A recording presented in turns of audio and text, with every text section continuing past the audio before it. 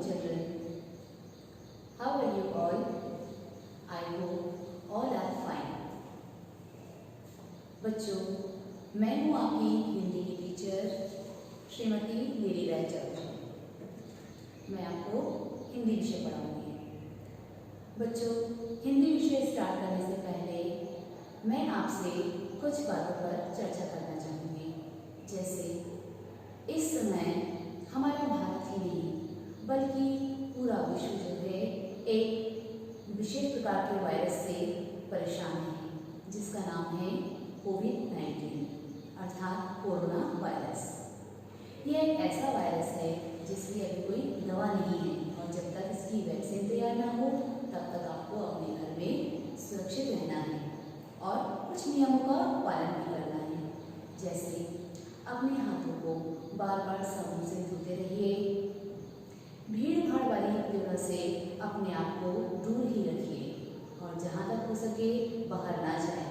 और अगर किसी ज़रूरी काम से बाहर जाना भी पड़े तो उस समय अपने फेस को मास्क से कवर करें और घर का बना हुआ खाना खाएं, मम्मी के हाथ का टेस्टी टेस्टी खाना खाएं और अपनी इम्यूनिटी बढ़ाएं। तो चलिए हम चलते हैं हिंदी की ओर। आप कक्षा तीसरी में आ गए हैं तो मैं आशा करती हूँ कि मैं इन वर्णमालाओं को पूरी तरह से आपको समझाऊंगी कि इसके कुछ और भी भाग हैं जिन्हें हम क्या कहते हैं। तो चलिए मैं पढ़ती हूँ और आप मेरे साथ दोहराइए। बच्चों, वर्णमाला में हम दो भागों को जानते हैं, स्वर और व्यंजन। अब स्वर को हम दो भागों में देखेंगे। पहला है स्वर, दूसरा है अयोगवाह। क्या है? अयोगवाह। व्यंजन, व्यंजन में भी दो भाग हैं। पहला है व्यंजन और दूसरा है संयुक्ताक्षर। क्या है? संयुक्ताक्षर। और इसके अतिरिक्त भी कुछ वर्ण हैं। चलिए हम इनसे परिचित होते हैं। बच्चों, वर्णमाला में आपने इन दो भागों को बहुत अच्छे से पढ़ा है और याद किया है। पहला है आपका स्वर, दूसरा है व्यंजन। अब हम स्वर और व्यंजनों के भी कुछ भाग आपको बताते हैं, ठीक है? जैसे हम अ, आ, ई, उ, ऋषि, ए, ऐ, ऐना, ओ, ओखली, औ, औरत, आ, अंगूर और आहा, इसे हम कहते हैं स्वर। अब स्वर के एक और भाग को हम जानेंगे। जैसे हम कहते हैं कि अ से लेकर औ, आ से लेके औ तक हम इसे कहेंगे स्वर। और और अहा, और अहा, इसे हम कहेंगे अयोगवाह। क्या कहेंगे? अयोगवाह। उसी प्रकार से व्यंजन क, ख, ग, घ, ङ, इन सभी वर्णों को हम क्या कहते थे? हम कहते हैं इसको व्यंजन। इसके भी दो भाग हैं। पहला भाग है क से ह हलवाई तक। क से लेकर ह हलवाई तक हम इसे कहते हैं व्यंजन। और छ छत्रिय का, त्र त्रिशूल का, ज्ञा ज्ञानी का और श शनि का, इसे हम कहते हैं संयुक्ताक्षर। और इसके अतिरिक्त दो और वर्ण हैं जो है ड़ और ढ। हम इन दोनों वर्णों को भी आगे उच्चारण में लेंगे। चलिए आगे बढ़ते हैं। अब हम इसको एक बार फिर से दोहराव करेंगे कि हमने स्वर को कहाँ से कहाँ तक लिया है। स्वर को हमने लिया है अ से औ की मात्रा तक। स्वर को हमने कहाँ लिया, कहाँ से कहाँ तक लिया है? स्वर को हमने लिया है अ से औ तक। अयोगवाह, अयोगवाह में हम दो वर्णों का प्रयोग करते हैं, अं और आहा। इसके बाद व्यंजन, व्यंजन को हम क से ह तक कहेंगे और संयुक्ताक्षर में हम छ, त्र, ज्ञा, श, छ छत्रिय का, त्र त्रिशूल का, ज्ञा ज्ञानी का और श शनि का।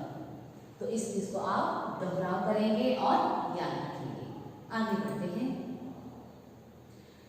वर्णों से और स्वरों से मिलकर हमने क्या बनाया है बेटा? ये 12 घड़ी, जिसमें व्यंजन और स्वर को प्रयोग में लिया गया है। हम उनका प्रयोग करते हुए उच्चारण करेंगे और उसे कैसे बोलते हैं ये सीखेंगे। तो चलिए अब हम बाराखड़ी को उच्चारण करते हैं, ठीक है। मैं पहला वर्ण ले रही हूँ क। क में कोई मात्रा नहीं है क्योंकि है स्वर में से अ को इसमें प्रयोग करते हैं जिसमें कोई मात्रा नहीं होती है। इसको हम कैसे पढ़ेंगे? क। और दूसरा वर्ण में हमने लिया है क में आ की मात्रा। कौन सी मात्रा? क में आ की मात्रा। तो उसे हम कैसे उच्चारण करेंगे? क में आ की मात्रा का। इसमें स्वर को हम थोड़ा लंबा खींचेंगे। क का। क में छोटी की मात्रा की, का में बड़ी की मात्रा की, का में छोटा ऊ की मात्रा कु, का में बड़ा ऊ की मात्रा कु, का में ए की मात्रा के, का में आई की मात्रा कई, का में ओ की मात्रा ओ, का में औ की मात्रा कौ, का में अंग की बिंदी कंग, का में अह की मात्रा कह। जब हम का में अंग की बिंदी बोलते हैं उस अंग की बिंदी में हमारे आधा का उच्चारण होता है। उससे कई शब्द हम बनाते हैं जैसे कंगन, पतंग, रंग। ये सारी चीजें कौन सी बिंदी यूज होती है उसमें? अंग की बिंदी, जिसमें हम आधा का उच्चारण करते हैं। इसी प्रकार से आपको ह, ग, घ इन सभी वर्णों को क्या करना है? स्वरों के साथ प्रयोग करते हुए उसका सही उच्चारण करना है। चलिए आगे बढ़ते हैं। अब हम आते हैं हमारी पाठ्य पुस्तक वाटिका की ओर। हमारी पाठ्य पुस्तक वाटिका में पाठ 1 है हिंद देश के निवासी। यह एक कविता है और इस कविता के कवि हैं विनय चंद्र मौदगल्य। कवि कहते हैं कि हम सब हिंद देश के निवासी हैं। हिंद मतलब हिंदुस्तान, हमारा देश जहाँ हम रहते हैं। तो आइए इस कविता के माध्यम से कवि हमें क्या संदेश देना चाहते हैं इसको हम समझते हैं। मैं इस कविता को पढ़ूंगी और समझाऊंगी और आप मेरे साथ इस कविता को दोहराएंगे, ठीक है। तो पहली पंक्ति हम दोहराते हैं। हिंद देश के निवासी सभी जन एक है, रंग रूप वेश भाषा चाहे अनेक है। इस कविता में कवि ने बताया है कि हम सब भारत देश के निवासी हैं। हम सब कहाँ रहते हैं? भारत में रहते हैं। यहाँ रहने वाले अलग अलग तरह के लोग हैं जो कि अलग अलग रंग रूप के होते हैं, अलग अलग वेशभाषा वाले होते हैं, पर ये सब कहाँ रहते हैं? हिंदुस्तान में रहते हैं, हमारे हिंद देश में रहते हैं, इसीलिए ये सब एक है। जैसे कि गुजरात में लोग रहते हैं, वहाँ कौन सी भाषा बोलते हैं? गुजराती। उनका पहनावा कैसे होता है? उनका पहनावा होता है लहंगा चोली। खाने में भी अलग अलग तरह के पकवान यूज करते हैं। उसी प्रकार से अलग अलग प्रदेश में अलग अलग तरह की बोलियां बोली जाती है, अलग अलग तरह के पहनावे पहने जाते हैं, लेकिन वो सब कहाँ रहते हैं? भारत देश में। इसीलिए ये सब अलग अलग होने के बाद भी एक है क्योंकि ये भारत देश के निवासी हैं। दूसरी पंक्ति में बेला गुलाब जूही चंपा चमेली प्यारे प्यारे फूल गुथे माला में एक है। इस पंक्ति में कवि ने कहा है कि बेला गुलाब जूही चंपा और चमेली ये अलग अलग तरह के फूल हैं, इनके रंग भी अलग अलग हैं और ये अलग अलग तरह के पौधों में खिलते हैं। लेकिन जब इन फूलों को एक एक करके एक धागे में पिरोया जाता है तो वो क्या बन जाती है? माला बन जाती है। तो कवि का कहना है ये सारे फूल अलग अलग होते हुए भी एक माला में जब एक धागे में पिरो लेते हैं तो वो क्या बन जाती है? माला बन जाती है। उसी प्रकार से विभिन्न तरह के होते हुए भी हम भारत देश में रहते हुए सब एक है। आगे की पंक्ति देखते हैं। कोयल की कूक प्यारी पपीहे की टेर न्यारी गा रही तराना बुलबुल राग मगर एक है। यहाँ तरह तरह के पक्षियों के बारे में बताया गया है कि सबकी जो बोलियां हैं वो तरह तरह की होती हैं। जैसे कोयल की कूक कैसी होती है? कू। पपीहे की टेर वो लगातार बोलता जाता है और इसमें बुलबुल को एक राग में गाते हुए बताया गया है, लेकिन इन सब का सार एक ही है कि हम सब हिंद देश के निवासी हैं। आगे की पंक्तियां देखेंगे। गंगा यमुना ब्रह्मपुत्र कृष्णा कावेरी जाकर मिल गई सागर में हुई सब एक है। कवि का कहना है कि ये सब हमारे भारत की नदियां हैं जो कि अलग अलग प्रदेश में बहती हैं, पर अंत में जाकर किससे मिल जाती हैं? समुद्र से मिल जाती है, सागर में जाकर विलीन हो जाती है। उसी प्रकार से हमारे देश में रहने वाली सारी चीजें देखिए, चाहे वो जल हो, लोग हो, चाहे पशु पक्षी हो, चाहे फूल हो, चाहे नदियां हो, ये सारी चीजें हमारे ही भारत में हैं। और ये हमें क्या सीख देती है कि हम सब एक है, हम सब हिंद देश के निवासी हैं। चलिए इस कविता को एक बार हम पुनः दोहराएंगे लय और ताल के साथ। मैं गाऊंगी और आप इसको दोहराएंगे। हिंद देश के निवासी सभी जन एक है, रंग रूप देश भाषा चाहे अनेक है। हिंद देश के निवासी सभी जन एक है, रंग रूप देश भाषा चाहे अनेक है। बेला गुलाब जूही चंपा चमेली, प्यारे प्यारे फूल गुथे माला में एक है। प्यारे प्यारे फूल गुथे माला में एक है।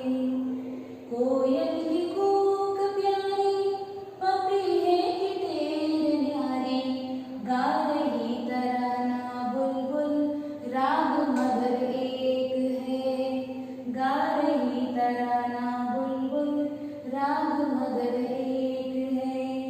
गंगा यमुना ब्रह्मपुत्र कृष्णा कावेरी, जाकर मिल गई सागर में हुई सब एक है। जाकर मिल गई सागर में हुई सब एक है। अर्थात कवि कहते हैं कि हम सब अलग अलग तरह के होते हुए भी भारत देश में एक साथ मिलजुल कर रहते हैं। हम सब भारतीय हैं, हम सब एक हैं। चलिए आगे बढ़ते हैं। आगे हम पाठ के शब्द अर्थ पढ़ेंगे। शब्दार्थ मीन्स शब्दों के अर्थ। यहाँ हिंद, हिंद का मतलब है हिंदुस्तान, जहाँ आप रहते हैं, इसे हम भारत भी कहते हैं।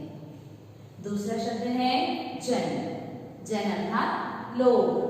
लोग मीन्स आप, मैं, सभी, ये सब क्या है? लोग।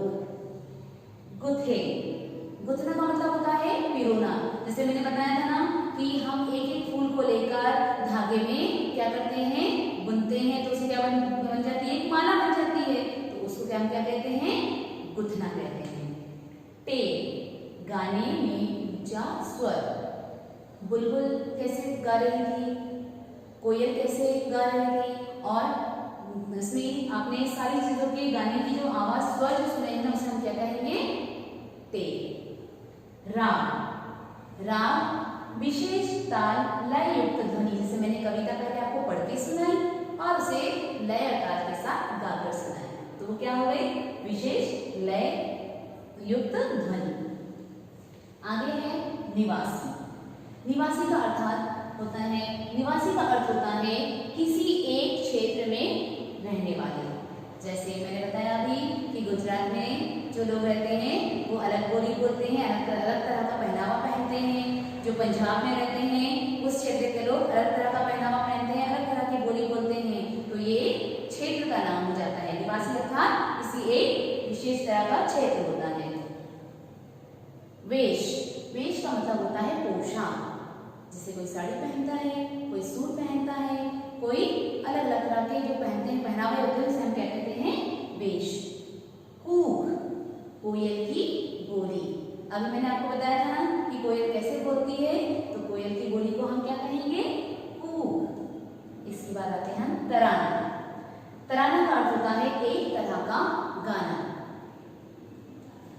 कभी हम किसी गाने, किसी आवाज को लगातार एक ही प्रकार से सुनते हैं तो उसे हम क्या कहते हैं? एक तरह का गाना, उसे हम कहेंगे तराना। तो चलिए आगे बढ़ते हैं।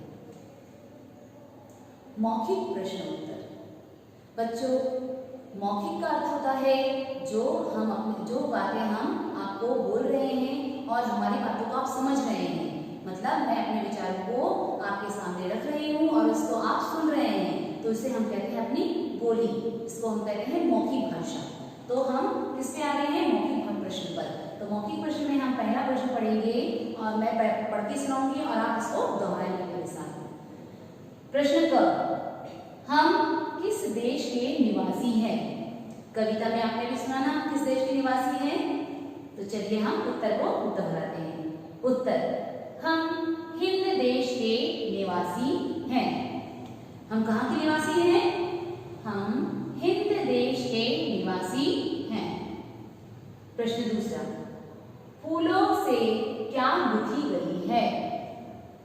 फूलों से माला गुथी गई है। प्रश्न तीसरा, बुलबुल क्या गा रही है? उत्तर, बुलबुल तराना गा रही है।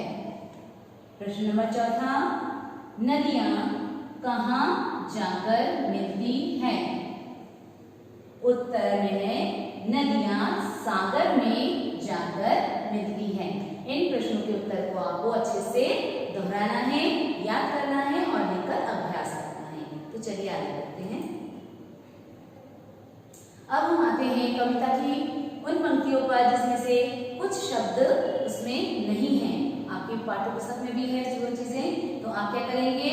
उन शब्दों को हम सही स्थान पर लगाएंगे और कविता की जो पंक्ति है उसे हम पूरा करेंगे। तो चलिए अब हम कविता की पंक्तियों को उन शब्दों से पूरा करें। क, रंग रूप वेश भाषा चाहे अनेक है। हमने यहाँ किस शब्द का प्रयोग किया है? अनेक, जो आपकी पुस्तक में नहीं है, तो आपको क्या लिखना है? अनेक। नंबर दूसरे पे है, प्यारे प्यारे फूल गुथे माला में एक है। कौन सा शब्द लिया हमने इसमें? एक। तो हम इसमें एक शब्द लेकर इस पंक्ति को पूरा करेंगे। अब आते हैं नंबर तीसरे पर। कोयल की कूक प्यारी, पपीहे की टेर न्यारी। यहाँ हमने कूक और टेर ये दो शब्द प्रयोग किए हैं, तो आपको इन दोनों शब्दों को अपनी पुस्तक में लिखना है। नंबर चौथे पर आए, गा रही तराना बुलबुल राग मगर एक है। यहाँ हमने तराना और राग ये दो शब्दों का प्रयोग किया है, जिसे आपकी पुस्तक में आपको लिखना है। आगे, गंगा यमुना ब्रह्मपुत्र कृष्णा कावेरी। इसमें हमने यमुना और कावेरी ये दो शब्दों का प्रयोग किया है। नंबर 5 पे आइए, जाकर मिल गई सागर में हुई सब एक है। इसमें हमने कौन कौन सा शब्द लिया है? सागर और सब। आपको क्या लिखना है? सागर और सब, तब जाके ये पंक्ति पूरी होगी। इस पंक्ति को पूरा करने के बाद एक बार फिर से दोहराना है। चलिए आगे देखते हैं। अब हम आते हैं अपने प्रश्नोत्तर पर। प्रश्नोत्तर में पहला प्रश्न है, माला में कौन कौन से फूल गुथे गए हैं? कविता में बताया गया है कि कौन कौन से फूल हमने इसमें लिए थे। तो आइए हम उत्तर को दोहराते हैं। माला में बेला, गुलाब, जूही, चंपा, चमेली के फूल गुथे गए हैं। फिर से दोहराते हैं इसको। माला में बेला, गुलाब, जूही, चंपा और चमेली के फूल गुथे गए हैं। दूसरा प्रश्न, कोयल की बोली को क्या कहते हैं? उत्तर, कोयल की बोली को कूक कहते हैं। कोयल की बोली बहुत मधुर होती है। कैसी होती है? मधुर मतलब मीठा। उसकी कूक लोगों को अच्छी लगती है। कैसी लगती है? अच्छी लगती है। प्रश्न तीसरा, कौन कौन सी नदियां सागर में मिलकर एक हो गई है? उत्तर गंगा यमुना ब्रह्मपुत्र कृष्णा कावेरी नदियां सागर में मिलकर एक हो गई है। अब इन प्रश्नों के उत्तर को आप इसे दोहराव करेंगे, याद करेंगे और लिखकर अभ्यास करेंगे। चलिए आगे बढ़ते हैं। अब हम आते हैं अपनी भाषा बोध पर। वर्णों को सही क्रम में लिखकर उसे सही शब्द बनाएंगे। यहाँ पर कुछ शब्द दिए हैं, कुछ शब्द दिए हैं जो आपको समझ में आ रहे हैं और कुछ वर्ण दिए हैं जो आपको समझ में नहीं आ रहे हैं। तो ये वर्ण जो है सही रूप में नहीं लिखे हैं, इन्हें हम सही रूप में लिखेंगे। जैसे ला, गो और ब। इससे हमें कुछ समझ में आया नहीं। अब हम क्या करेंगे, इसे एक सही रूप में लिखेंगे। जैसे हम ग में छोटा की मात्रा को ला में आ की मात्रा ला और ब क्या बना देंगे हम इससे को गुलाब। क्या शब्द बना हमारा? गुलाब। गुलाब अर्थात फूल। तो ये एक सार्थक शब्द हुआ। उसी प्रकार से इन वर्णों को भी हम सही रूप में लिखेंगे, वो जाके क्या बनेंगे? सार्थक शब्द बनेंगे। तो आइए हम कैसे पढ़ते हैं। हमारे पास क्या लिखा है? पी प हे। हमें नहीं समझ में आया तो हम इसे सही रूप में लिखेंगे। प पा में बड़ी की मात्रा पी, हा में की मात्रा हे। क्या हो गया ये? पपीहे। तो पपीहे को हम कैसे दोहराएंगे? प पा में बड़ी की मात्रा पी, हा में की मात्रा हे, पपीहे। ये हो गया एक पक्षी का नाम। तो चलिए अब हम तीसरा शब्द लेते हैं। कौन सा शब्द है ये? पहले वर्णों को उच्चारण करेंगे। ना, य, मु। इसे सही रूप में लिखेंगे। य म में छोटा मतलब मु, ना में आगे मतलब ना, यमुना। ये हो गया एक नदी का नाम। चलिए आगे देखते हैं। ला में बड़ी की मात्रा ली, च में। इसका सार्थक रूप क्या लिखेंगे हम? च मा में की मात्रा में, ला में बड़ी की मात्रा ली, चमेली। ये क्या है? एक फूल का नाम। उसी प्रकार से आगे देखिए। य ल को। इसका सार्थक रूप है को य ल, कोयल। ये है पक्षी का नाम। इसके आगे है ल बु। ल बु। इसे हम सही रूप में लिखेंगे तो क्या शब्द बनेगा इसमें? ब में छोटा की मात्रा बु, ल, ब में छोटा की मात्रा बु, ल, बुलबुल। ये भी एक पक्षी का नाम है। तो इन शब्दों को दोहराकर अच्छे से समझना है और याद करना है। आगे हम देखेंगे कि हमारी कविता में कुछ फूलों के नाम, पक्षियों के नाम और नदियों के नाम दिए गए हैं, जिन पर हमें क्या लगाना है? उन्हें ढूंढकर उन पर गोला लगाना है। तो चलिए हम देखते हैं कि कविता में किन किन शब्दों का प्रयोग किया गया है। जैसे पहला है फूलों के नाम। कविता में फूलों के नाम में क्या क्या दिया है? बेला, गुलाब, कमल, चंपा, चमेली और गेंदा। पर हमें कविता की पंक्ति वाले शब्द ढूंढने हैं, तो हमें कौन कौन से शब्द इसमें से मिलेंगे? पहला बेला, दूसरा गुलाब, चंपा और चमेली। इन पर हमें क्या करना है? गोला लगाना है, क्योंकि यही शब्द जो है वो कविता में प्रयोग किए गए हैं। चलिए अब हम आते हैं नंबर ख पे, पक्षियों के नाम। कविता की पंक्तियों में जिन पक्षियों के नाम दिए गए हैं हम उन्हें पहचानेंगे और इस पर गोला लगाएंगे। इसमें तोता, कोयल, कौवा, पपीहा, गौरैया और बुलबुल इनके नाम दिए हैं। इसमें से हमें कौन कौन से पक्षियों के नाम निकालने हैं जो कविता में आए हैं? वो है कोयल, पपीहा और बुलबुल। इन शब्दों पर आपको क्या लगाना है? गोला लगाना है। इसमें आते हैं अभी देखिए नदियों के नाम। नदियों के नाम में गंगा, कृष्णा, कावेरी, गोदावरी, यमुना और ब्रह्मपुत्र। इन शब्दों का प्रयोग किया गया है। इनमें से कौन कौन से शब्द जो पंक्तियों में प्रयोग किए गए हैं वो है गंगा, कृष्णा, कावेरी, यमुना, ब्रह्मपुत्र। इन पर हमें क्या लगाना है? गोला लगाना है।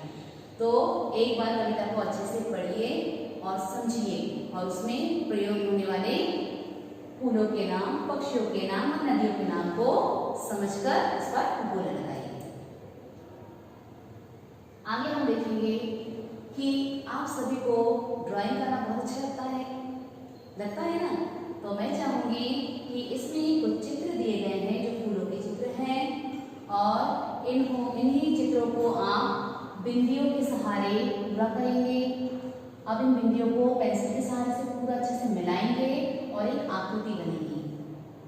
इस फूल की आकृति बनाने के बाद आप उसका नाम लिखेंगे कि ये कौन सा फूल है। अगर हम इस आकृति को पूरा मिलाते हैं तो ये कौन सा फूल बनेगा? गुलाब का फूल। अब गुलाब के फूल तो कई तरह के होते हैं, कई रंग के होते हैं, तो आपको अपनी मनपसंद के रंग में भरना है, चाहे वो लाल हो, पीला हो, गुलाबी हो, जो रंग आपको अच्छा लगे आप उस रंग को उसमें भरिए। दूसरा है आपका सूरजमुखी। सामने पड़ा हुआ मतलब सूरज, म में छोटा मतलब मुंह, खा में बड़ी की मतलब खी, सूरजमुखी। बच्चों आप सबने देखा है कि सूरजमुखी का फूल कैसा होता है?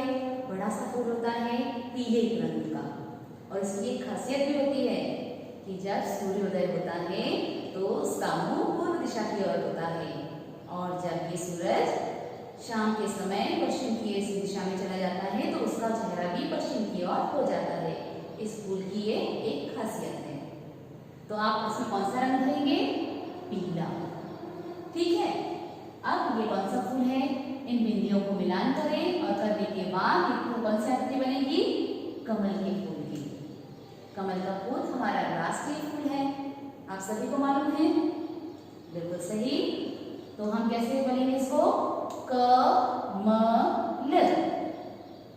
फिर से दोहराए, कमल, कमल। इस पे कौन सा रंग भरेंगे? अपनी पसंद का। मैं तो इस पे गुलाबी रंग भरूंगी, आप अपनी पसंद से भर सकते हैं, चाहे इसमें नीला भर सकते हैं, सफेद भर सकते हैं या गुलाबी, जो रंग आपको पसंद है। यहाँ भी एक फूल है, इसकी आकृति को आप अच्छे से समझेंगे। जब बिंदियों को पूरी तरह से मिलाएंगे तो ये कौन सा फूल बनेगा? सदा सुहागन। इसे कई तरह के नाम से भी हम बुलाते हैं। तो हम इसमें कौन सा रंग भरेंगे? अपनी पसंद का गुलाबी रंग, सफेद रंग, जो भी आपको पसंद है। इसके आगे है आपका इसमें ये कौन सा फूल है? इसकी भी बिंदियां मिलाकर इसकी आकृति को पूरा करेंगे और करने के बाद ये कौन सा फूल बनेगा? जासून का फूल। जासून का फूल किस रंग का होता है? लाल रंग का। तो इसमें हम कौन सा रंग भरेंगे? लाल रंग। तो बच्चों इन आकृतियों को बनाते हुए मुझे पता है कि आपको बहुत अच्छा लगेगा, क्योंकि आपको चित्रकला में बहुत रुचि है।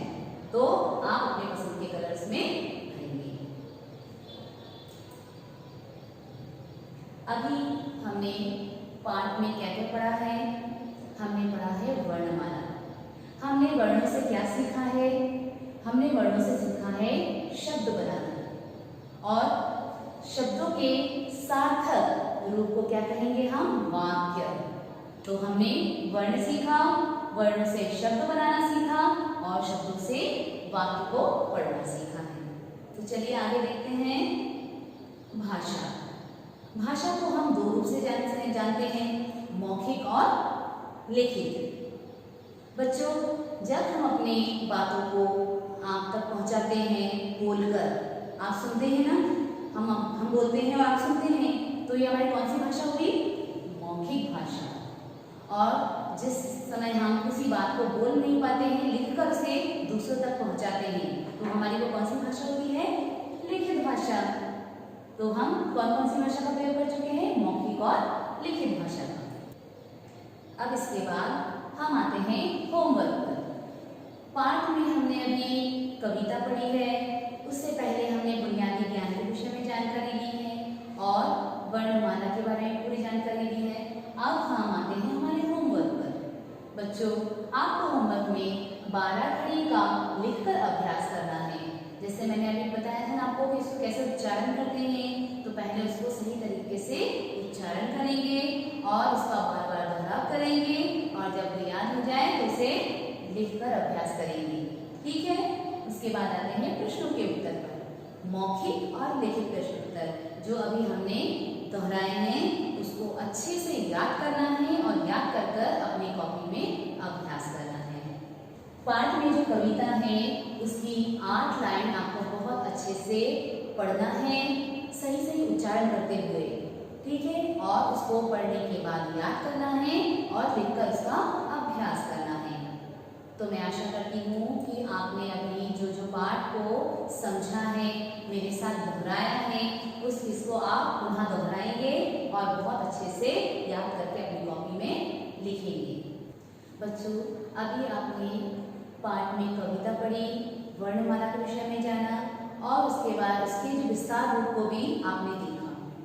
आशा करती हूँ कि आप घर पर रहकर बहुत अच्छे से इन सब चीज़ों का दोहराव करेंगे, उसको कंठस्थ करेंगे और लिख लिख कर अभ्यास करेंगे।